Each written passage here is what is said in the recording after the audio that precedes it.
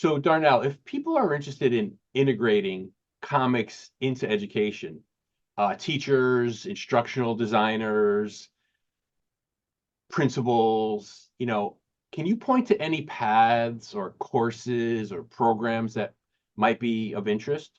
And are there places to go to find really great educational comics, or could you give us the names of a few? Okay.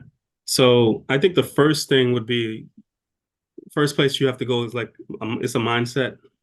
It's first you have to have a mindset of being open to going and going different directions than what you're typically, I guess, what you typically consider to be academic or educational. So you have to go to this place in your mind where you're open to other mediums, not just comics, not just books, but just in general, right? So that's the first thing.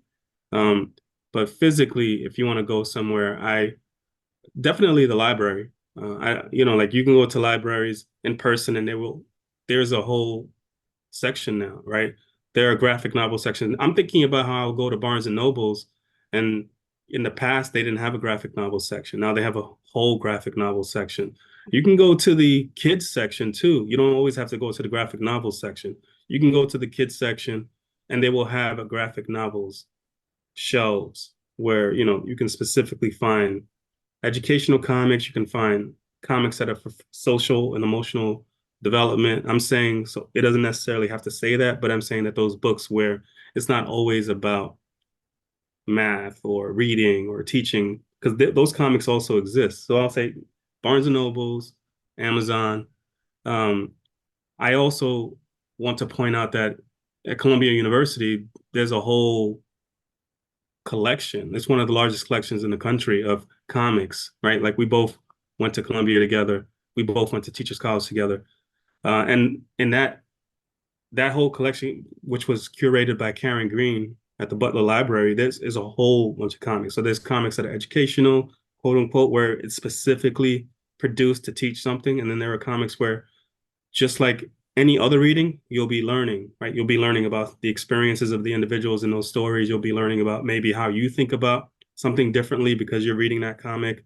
It's just stories in general help you think differently. Um, and then also, I want to point out some specific examples, right? Like you were asking for examples. There is this series. It's called like it would typically say like cartoon introduction to physics, cartoon introduction to science, or cartoon introductions to the world history. And it's a series that's produced by Larry Gonick or Gonick. I'm not sure how you pronounce his name, but it's spelled Gonick. Larry Gonick. And his books, his cartoons, his comics are excellent. They're great. That's a great place to start. I often give it as gifts to friends and children that I know. And then one other place I'll point out too, which is the largest, even though Columbia has a large collection, the Billy Ireland Cartoon and Comics Library. That's at the Ohio State University. They always put the beforehand, but the Ohio State University Billy Ireland Cartoon and Comics Museum and Library. Fantastic. You know what, Darnell? We'll get together and we'll put these resources together, and I will add them to the post so people have access to them. Sounds good. Okay.